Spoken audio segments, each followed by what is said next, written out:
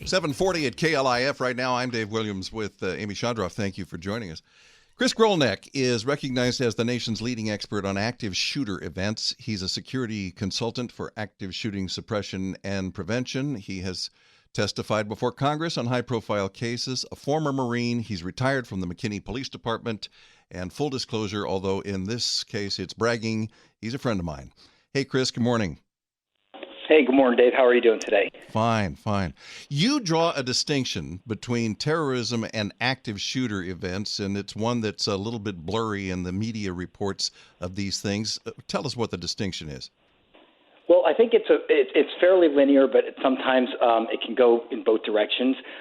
Terrorism can mask itself as an active shooter event, and active shooter events can mask themselves as terrorism. That's why some people at higher levels of the political spectrum wait to define terrorism or an event as terrorism, even if it's blatantly obvious, because terrorism is driven by religious, ideological, and political goals, whereas active shooter events are driven by just people who are upset trying to right some perceived wrong. And it's hard to reduce it to simple terms like that, but that's probably the most simplistic explanation to answer your question.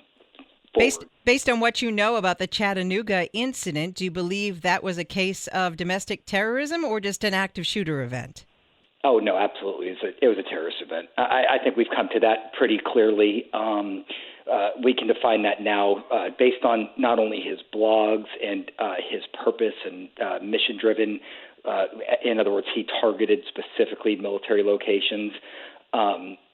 And there's no doubt in my mind. And I think it's difficult to delineate between domestic terrorism versus international terrorism and even active shooter events, because frankly they're all some form of terrorism where everybody's terrorized. I guess it's just the motives behind it. And you're absolutely right to call it domestic terrorism because it happened here.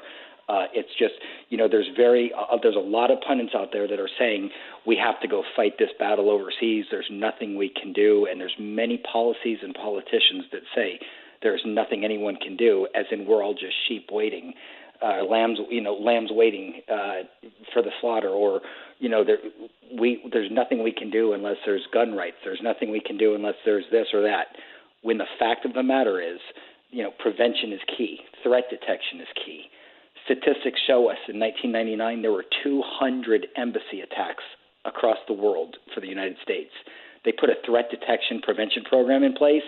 In 2003, there were only 5. So this works. We're talking with Chris Grolnick. He's an active shooter expert. And Chris, I'm trying to remember back, and I just don't. 1993 is when weapons were first banned at recruiting centers.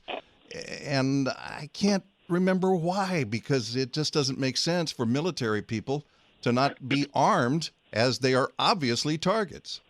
Yes, sir, Dave. Actually, I believe it was maybe officially signed, but it was conceived and crafted by George Bush. It was signed by both Bush and Clinton.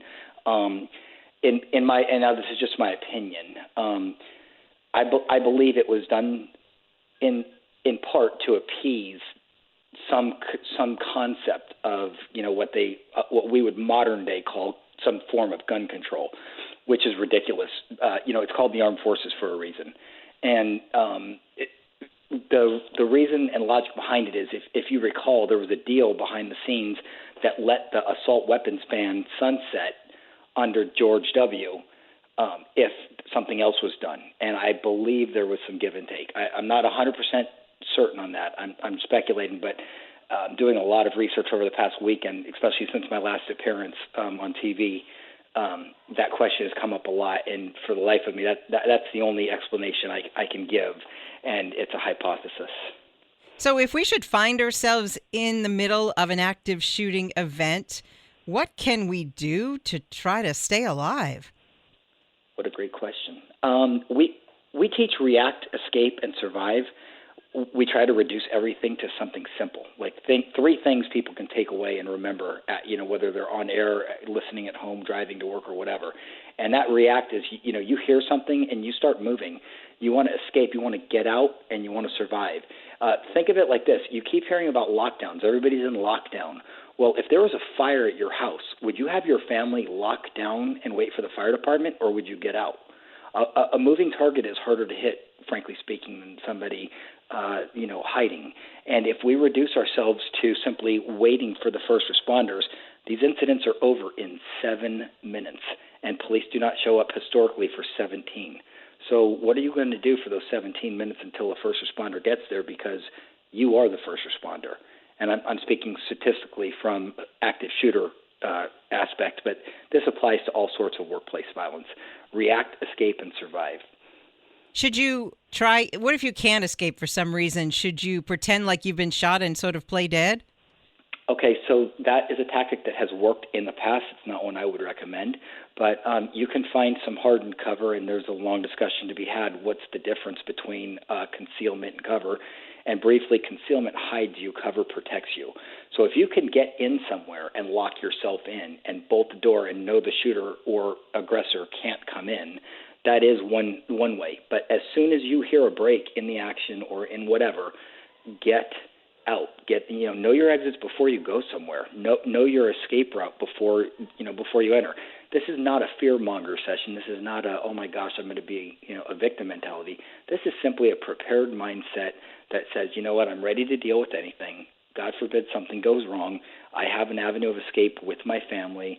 There's courses that can teach you this. We have free videos on our website, activeshooterexpert.com, and I would urge everyone to take a look at the strategic partners on there, because they are the who's who. When something goes wrong, the government calls these people. I'm humbled to even be in their presence, but and on this call for that matter. Thank you, by the way. Well, thank you. I wish we had more time, but we'll talk with you again, because this is unfortunately a subject that's not going to go away real quickly. And I would like to also thank you for making your website activeshooterexpert.com rather than cgpgmg. You're welcome, Dave. What is that? That's the name of the company, though, actually, right? Right, and it was innocuous on purpose, because that active shooter was a little bit too much in your face during some really bad times in our history, and we were not speaking publicly because we were not. I refused to let anyone talk about school shootings in the organization. And now, unfortunately, these incidents are so frequent, we need something that people can remember and get to and watch our videos for free. There's no website tracking, no monitoring, no log on. Just click on it, and it's a good resource, but back it up with some subject matter expert material. All right. Chris, we're going to pass that along on our own Facebook page, and also we'll tweet it out. Thanks again. Have a great day, Chris. Chris Grolnick, nation's leading expert on active shooter events from right here in McKinney.